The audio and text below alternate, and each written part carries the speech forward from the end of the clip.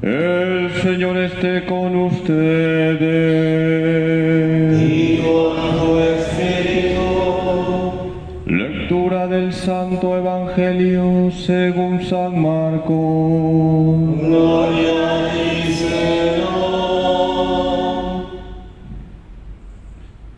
En aquel tiempo, los escribas que habían bajado de Jerusalén decían: tiene dentro a Belcebú y expulsa a los demonios con el poder del jefe de los demonios. Él los invitó a acercarse y les puso estas parábolas. ¿Cómo va a echar Satanás a Satanás? Un reino en guerra civil no puede subsistir. Una familia dividida no puede subsistir. Si Satanás se rebela contra sí mismo para hacerse la guerra, no puede subsistir. Está perdido. Nadie puede meterse en casa de un hombre forzudo para arramblar con su ajuar si primero no lo ata. Entonces podrá arramblar con la casa. Créeme, todo se les podrá perdonar a los hombres, los pecados y cualquier blasfemia que digan. Pero el que blasfeme contra el Espíritu Santo no tendrá perdón jamás. Cargará con su pecado para siempre. Se refería a los que decían que tenía dentro un espíritu inmundo.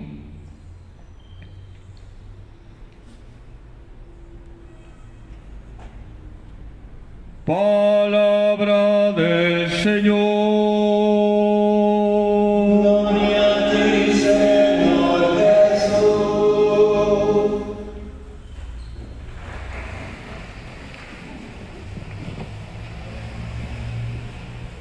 Quisiera detenerme solamente en un punto del Evangelio de hoy: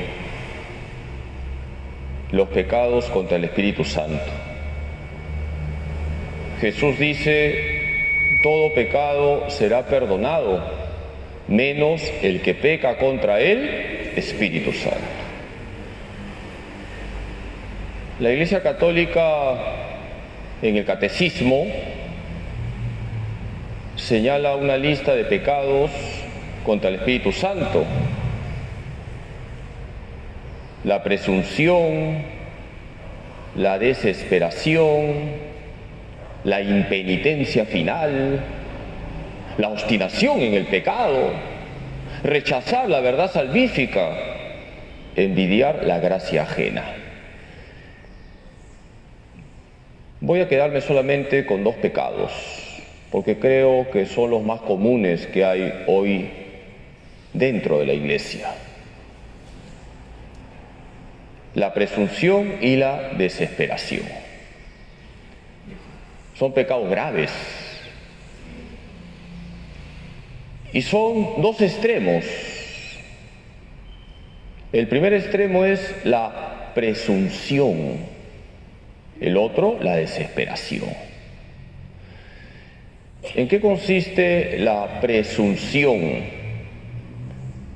En decir: como Dios es bueno, todos se salvan. Hermanos, eso está muy metido en la gente. Eso significa negar la existencia del infierno. El infierno existe. Es un dogma de fe.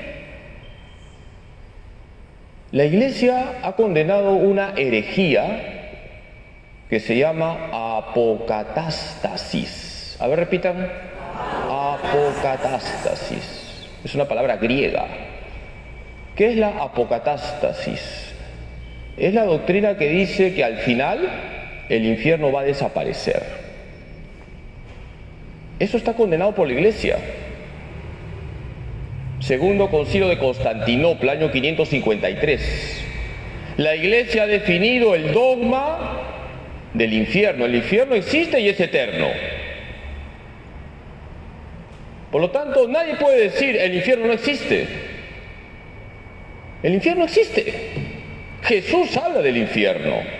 También Jesús nos habla del cielo, y más habla del cielo que del infierno, pero Jesús habla del infierno. Hermanos, la presunción lleva a tener la imagen de un Dios bonachón, que lo permite todo. No caigamos en ese error. ¿Dios es amor? Sí. ¿Dios es infinitamente misericordioso? Sí. Pero Dios no es un bonachón que lo permite todo. Si una persona no se arrepiente de sus pecados graves, si una persona cierra su corazón a la misericordia de Dios, esa persona está pecando contra el Espíritu Santo. No recibe la salvación. El Señor quiere nuestra conversión. No tengamos la imagen de un Dios bonachón que lo permite todo. Hoy se ha metido dentro de la iglesia esa falsa inclusión. Hay una buena enseñanza sobre la inclusión. Jesús atrae a todos, pero Jesús quiere que todos se conviertan. En cambio, esa idea nefasta de inclusión lleva incluso a aplaudir el pecado, a bendecir el pecado, a bendecir lo pecaminoso. Total, Dios es buenísimo. Eso lleva a pecar contra el Espíritu Santo. Porque si tú crees en un Dios bonachón que lo permite todo, no te vas a arrepentir. Total, da lo mismo vivir en gracia que vivir en pecado mortal. Da lo mismo vivir limpiamente que vivir en la lujuria. Da lo mismo. Y no es lo mismo, hermanos. Y el otro extremo, también nefasto, ¿cuál es? La desesperación. Es el otro extremo, porque aquí tenemos la imagen de un Dios implacable, un Dios vengativo, un Dios que está esperando que caigas para masacrarte. Esto también es nefasto. Y eso lleva a pensar que ya no tenemos remedio. En la vida de San Felipe Neri se cuenta que una religiosa